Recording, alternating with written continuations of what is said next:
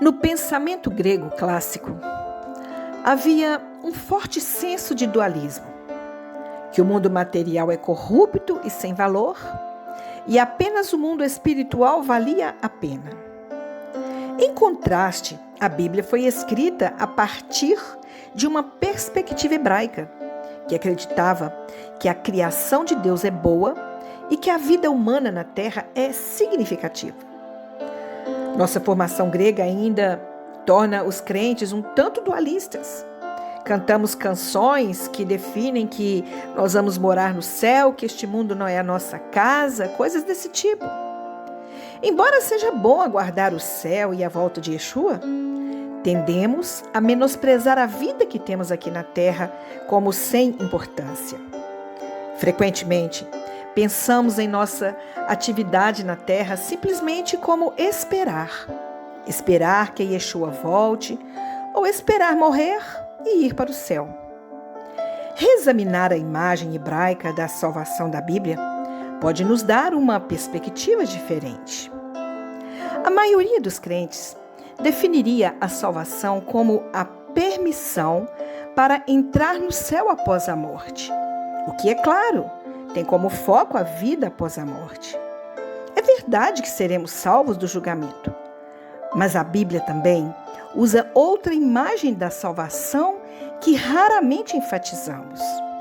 A salvação como um relacionamento restaurado com Deus nesta vida.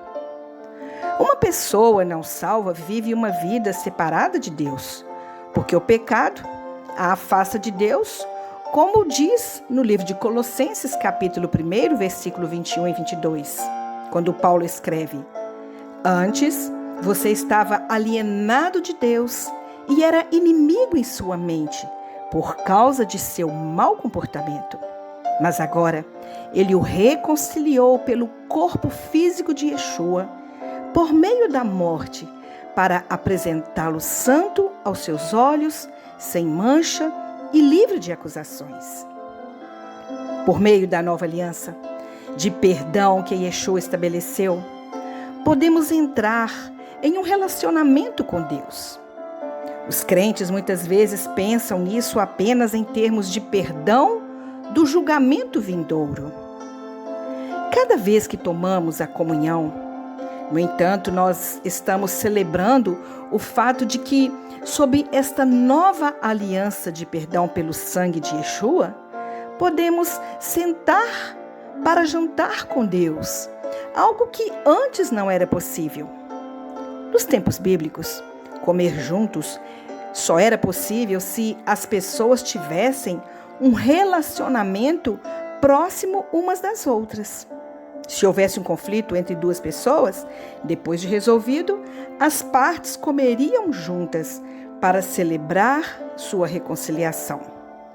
Também vemos esta imagem em Apocalipse, capítulo 3, versículo 20, que diz: Eis que estou à porta e bato. Se alguém ouvir a minha voz e abrir a porta, entrarei em sua casa e jantarei com ele e ele comigo. A imagem é que uma pessoa que é salva é restaurada à comunhão com Deus nesta vida, bem como na próxima. Também vemos isso nas parábolas de Yeshua. Ele descreve uma pessoa não salva como sendo uma ovelha perdida do rebanho, ou como um filho pródigo rebelde que deixou sua família. A salvação vem quando o pastor encontra a ovelha e a traz para casa, ou quando o filho pródigo é recebido de volta na família. Essa ideia de salvação nesta vida nos permite entender alguns textos que, de alguma forma, não fazem sentido. Paulo diz: pela graça fostes salvos, usando o tempo passado, não o futuro. Ainda mais importante, Paulo também diz em Filipenses 2: Portanto, meus queridos amigos, como sempre obedeceram, não só na minha presença, mas agora, muito mais na minha ausência, continuem a trabalhar na sua salvação com temor e tremor, pois é Deus quem opera em vocês para querer e agir de acordo com seu bom propósito. Se pensarmos em termos de salvação como uma recompensa futura, esta passagem parece que devemos estar em um estado perpétuo de preocupação. No entanto, se vemos a salvação como algo que já temos, ele está falando sobre ter temor e reverência por Deus, que está nos ajudando a relacionar cada parte de nossa vida com Ele. Uma ideia relacionada é que a vida eterna começa neste mundo. João, no capítulo 17:3, ele diz: Ora, esta é a vida eterna, que te conheçam o único Deus verdadeiro e a Yeshua HaMashiach, Jesus o Messias, a quem enviaste. Muitos versículos como esses devem ser lidos em termos de salvação em seu sentido atual. Muitos outros falam da salvação também em seu aspecto futuro. Devemos ter ambos em mente ao ler a Bíblia. Mas quais são as implicações? Uma coisa é que nossa imagem de Deus muda. Se pensarmos apenas na salvação como uma fuga do inferno, nossa ideia de Deus é principalmente a de um juiz irado.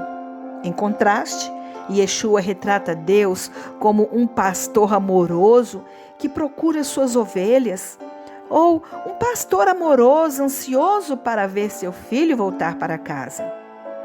Esta imagem é de um Deus que deseja ativamente buscar seus filhos perdidos e trazê-los de volta ao relacionamento com Ele.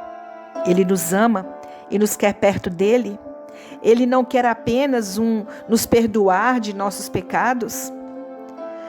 Também somos obrigados a nos perguntar: se já vivemos na eternidade, em uma relação com Deus, nossa vida o mostra?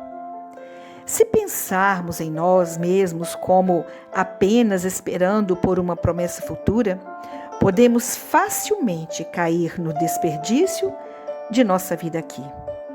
Uma vida de relacionamento com Deus deve ser repleta de entretenimento irracional ou materialismos? Nossas prioridades mudam quando não vemos nossa vida como descartável. O mundo ao nosso redor está cheio de pessoas que não veem sentido na vida.